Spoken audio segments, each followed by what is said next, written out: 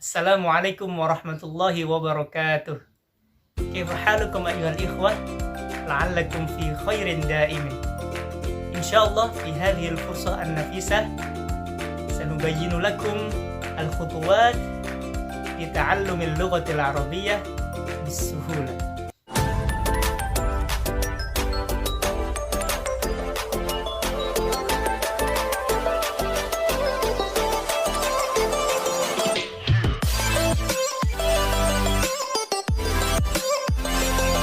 Insyaallah pada kesempatan kali ini kita akan bongkar bagaimana cara kita bisa belajar bahasa Arab.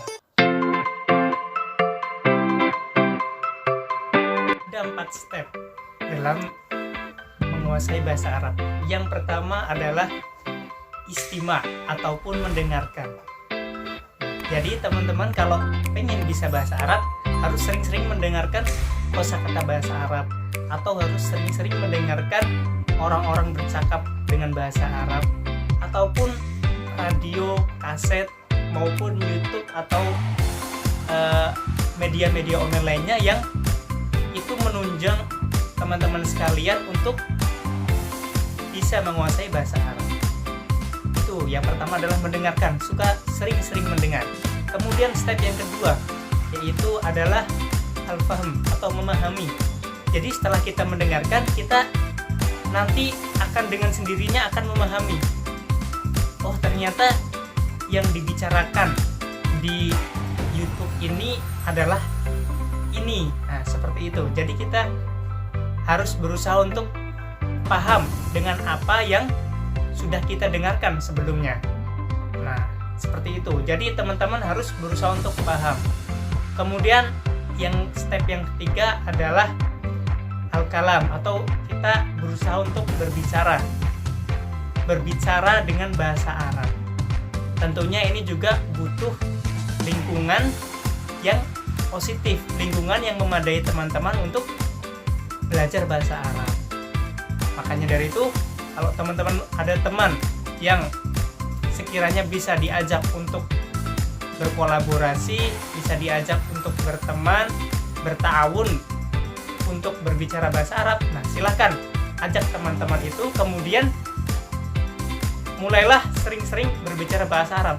Mungkin awal-awalnya yang sederhana saja, seperti Assalamualaikum, kaifa haluk, min aina anta, hal akalta, hal anta jawaan. Nah, seperti itu, tidak masalah, itu fine, baik-baik saja.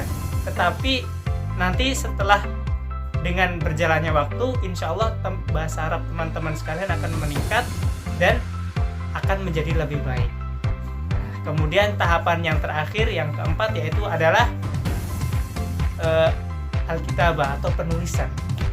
Penulisan di sini bisa termasuk di dalamnya seperti imla. Imla itu kita menulis bahasa Arab. Atau juga termasuk di dalamnya itu ilmu-ilmu bahasa Arab seperti nahwu, kemudian sorof. Nah, itu juga sangat penting dalam membantu penulisan kita maupun kecakapan kita dalam berbahasa Arab. Nah, itu adalah step-step bagaimana teman-teman bisa belajar bahasa Arab.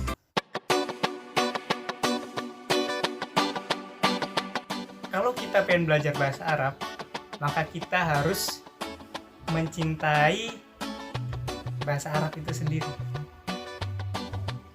Karena kalau kita melakukan sesuatu yang tidak kita senangi, yang tidak kita cintai, maka hasilnya tidak akan optimal. Saya juga dulu itu tidak terlalu bisa bahasa Arab. Bahkan dulu nilai saya waktu SMP, SMA bahasa Arabnya termasuk biasa atau bahkan cukup lah, seperti itu. Tapi akhirnya saya pupuk benih-benih cinta dalam hati saya terhadap bahasa Arab. Alhamdulillah Allah memudahkan langkah saya, dan kemudian saya akhirnya bisa belajar bahasa Arab dengan baik dan benar.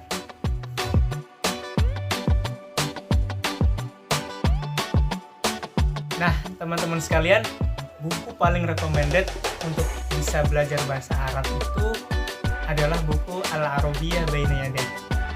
Al-Arabiyyah Baina Yaday. Silakan catat itu. Dan silakan silahkan teman-teman beli, bisa beli online ataupun kalau ada temennya punya silahkan dibeli atau dipinjam, itu bisa. Al-Arabiyah Baina Yaday itu adalah kitab paling bagus buat teman-teman untuk belajar bahasa Arab, karena di situ strata keilmuannya sudah diatur. Di situ ada marhalah-marhalahnya, dimulai dari marhalah yang paling mudah sampai yang paling sulit. Dan insya Allah ketika teman-teman sudah menghatamkan kitab Al-Arabiyah Baina Yaday, insya Allah kemampuan bahasa Arab teman-teman pasti akan luar biasa.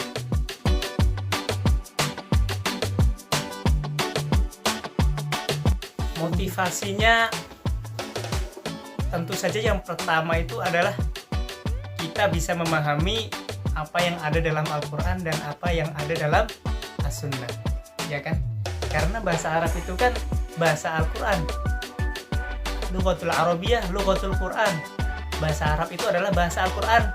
Begitu pula hadis-hadis Nabi juga diutarakan dengan bahasa Arab. Nah, kalau kita sebagai orang yang Islam, sebagai orang yang beriman, kok nggak bisa bahasa Arab, berarti akan banyak sekali hal-hal yang tertinggal atau banyak sekali hal-hal yang terlewatkan dalam agama kita, dalam kita mempelajari agama kita, seperti itu. Dan ketika kita belajar Al-Quran atau belajar ilmu-ilmu Islam langsung dengan bahasa Arab, itu akan berbeda hasilnya dengan ketika kita belajar dengan bahasa Indonesia. Dan motivasi selanjutnya yaitu kita bisa membaca kitab-kitab Turos. Apa itu kitab-kitab Turos? Kitab-kitab Turos adalah kitab-kitab yang diwarisi oleh ulama-ulama Islam terdahulu, yang kitabnya tebal-tebal itu, yang mujaladat, yang banyak sekali mujaladnya, banyak sekali jilidnya.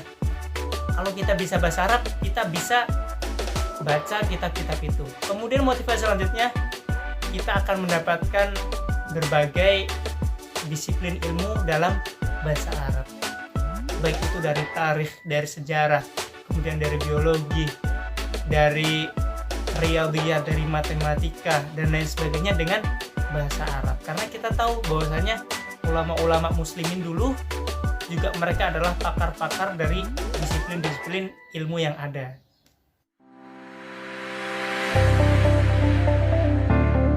Nah, teman-teman sekalian, ketika kita down, maka kita tidak usah memaksakan diri kita, karena jiwa atau diri seseorang itu pasti akan pernah mengalami masa-masa futur, masa-masa down, malas untuk ngapa-ngapain atau malas untuk belajar, malas untuk mengkaji. Nah, ketika tubuh dalam masa-masa seperti itu, tidak apa-apa, biarkan saja sejenak, beristirahat, rehat, mungkin bisa menghibur diri dengan olahraga atau dengan berkumpul dengan teman-teman, berbincang dengan teman-teman dan lain sebagainya. Atau ada satu tips atau metode yang sangat manjur ketika kita males ya, ketika kita down, itu adalah dengan membaca kitab-kitab yang membahas tentang perjuangan ulama-ulama atau perjuangan para cendekiawan muslim,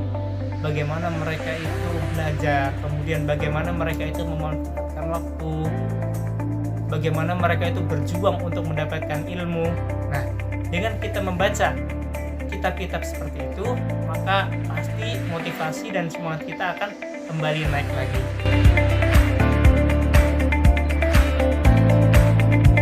Kesan dan kesannya, pertama, bahasa Arab itu adalah bahasa yang mudah. Jika teman-teman itu emang benar-benar niat untuk belajar bahasa Arab, maka insya Allah bahasa Arab akan dengan cepat dikuasai. Dengan syarat apa? Dengan syarat kesungguhan. Nah, teman-teman harus bersungguh-sungguh dalam belajar itu, jangan main-main ya kan. Jangan setengah-setengah. Contohnya setengah-setengah gimana? Contohnya setengah-setengah itu seperti ini. Teman-teman baru belajar dhamir, semisal huwa, huma, hum dan lain sebagainya. Nah, kemudian teman-teman merasa pusing, ini sih maksudnya apa? Kenapa kok seperti ini? Kenapa kok sulit sekali? Nah, kemudian teman-teman langsung down, langsung malas, wah. Kemudian membuat paradigma dari diri sendiri. Wah, ternyata bahasa Arab sulit ya. Ternyata bahasa Arab itu jelimet gitu. Nah, kalau udah seperti ini, kemudian teman-teman tinggalkan, maka teman-teman tidak akan pernah bisa belajar bahasa Arab. Tetapi kalau teman-teman sabar, teman-teman bersungguh-sungguh, insya Allah pasti akan bisa. Insya Allah gampang insya Allah.